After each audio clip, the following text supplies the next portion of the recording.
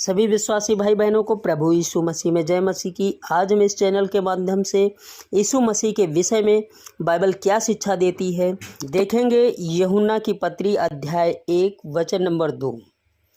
यीशु मसीह के बारे में बाइबल शिक्षा देती है, आदि में यीशु मसीह परमेश्वर के साथ था। आदि में वचन था और वचन परमेश्वर के साथ था और वचन परमेश्वर था। यही आदि में परमेश्वर के साथ में था। सबसे पहले यीशु मसीह जो था वो परमेश्वर के साथ में कहाँ? स्वर्ग में था।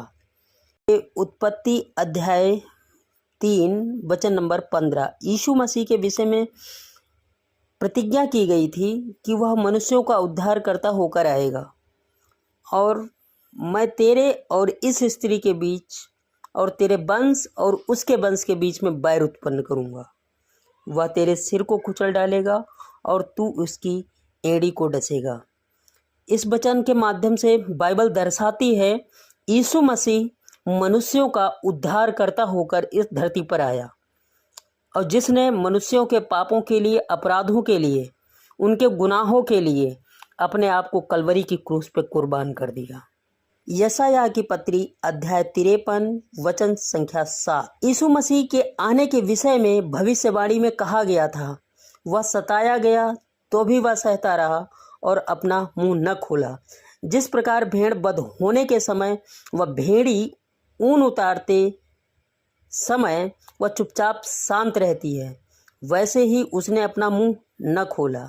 सभी विश्वासी भाई बहन आप जानते हैं भेड़ कि जब ऊन उतारी जाती है वो बिल्कुल शांत रहती है। इसी प्रकार प्रभु परमेश्वर यीशु मसीह हमारे गुनाहों और अपराधों के लिए उनको क्रूस पे चढ़ाया गया, उन्होंने कोड़े खाए, वो बिल्कुल शांत रहे कि प्रभु परमेश्वर इन सभी को माफ़ कर दो, ये नहीं जानते कि ये क्या कर रहे हैं। तक मत्ती की पत्री अध्याय 1 वचन संख्या 22 इस वचन के अनुसार बाइबल शिक्षा देती यीशु मसीह का जन्म कुंवारी मरियम से हुआ था।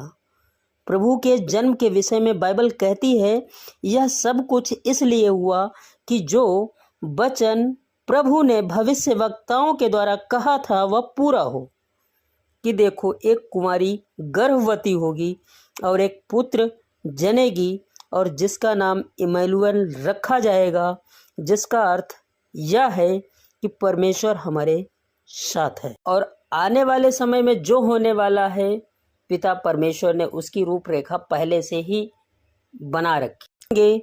पवित्र बाइबल की पुस्तक प्रेरितों के काम अध्याय 2 वचन संख्या 22 इस वचन के अनुसार बाइबल शिक्षा देती है यीशु मसीह ने अनेक आश्चर्य कर्म किए।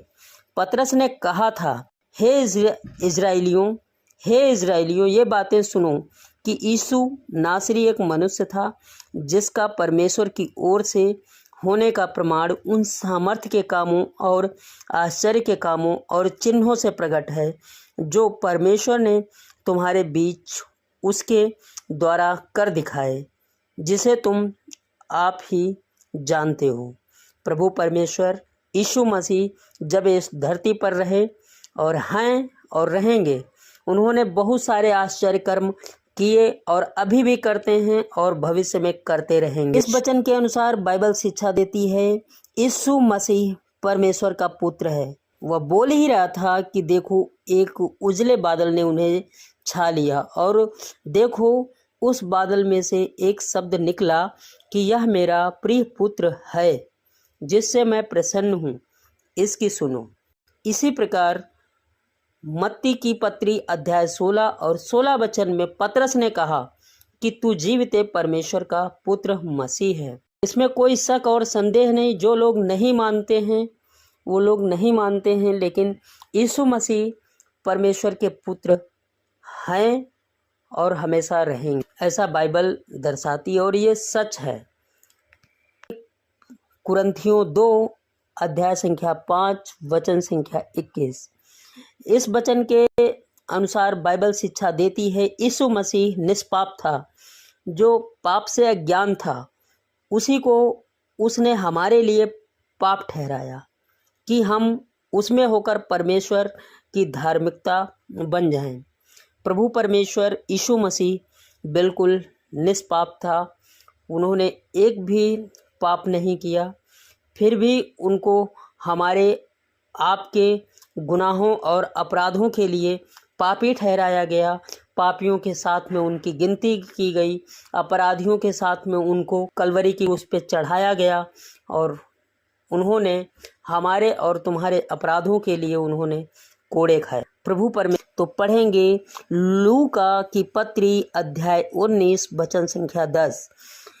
इस वचन के अनुसार बाइबल शिक्षा देती है यीशु मसीह उद्धार करने के लिए आया, क्योंकि मनुष्य का पुत्र खोए हुओं को ढूंढने और उनका उद्धार करने आया है।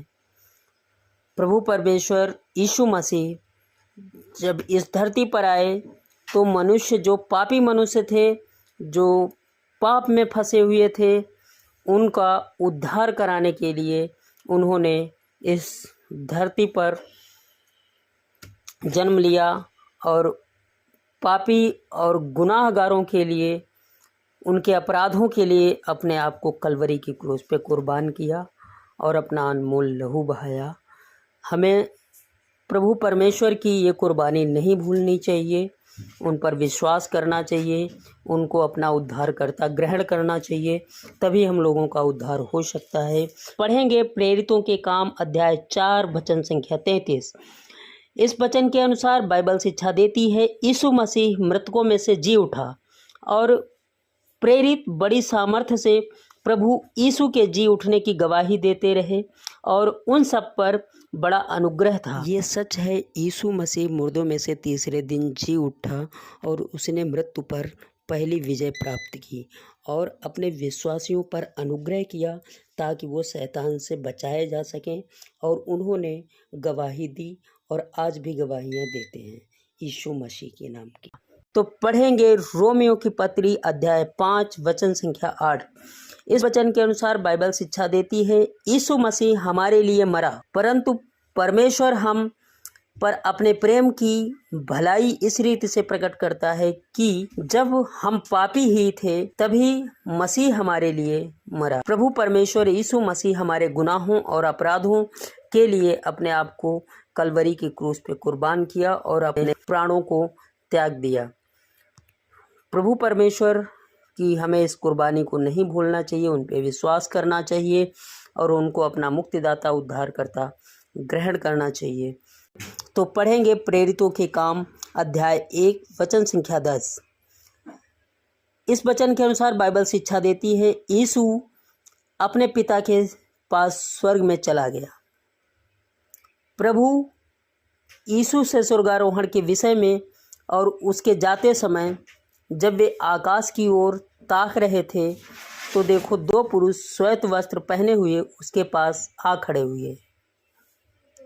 तो पढ़ेंगी यूहन्ना की पत्री अध्याय संख्या 14 वचन नंबर 1 से 3 तक। इस वचन के अनुसार बाइबल शिक्षा देती है यीशु मसीह फिर आएगा, तुम्हारा मन व्याकुल न हो, तुम परमेश्वर पर विश्वास रखते हो, मुझ पर भी विश्वास रखो। मेरे पिता के घर में बहुत से रहने के स्थान हैं, यदि न होते तो मैं तुमसे कह देता, क्योंकि मैं तुम्हारे लिए जगह तैयार करने जाता हूँ, और यदि मैं जाकर तुम्हारे लिए जगह तैयार करूँ तो फिर आकर तुम्हें अपने यहाँ ले जाऊँगा, और फिर जहाँ मैं रहूँगा वहीं तुम भी रहोगे। प्रभु परमेश्वर इस पढ़े और सुने हुए वचन पर बहुत आत्मीय आशीष दें। मिलते हैं नई वीडियो में, तब तक के लिए सभी को जय।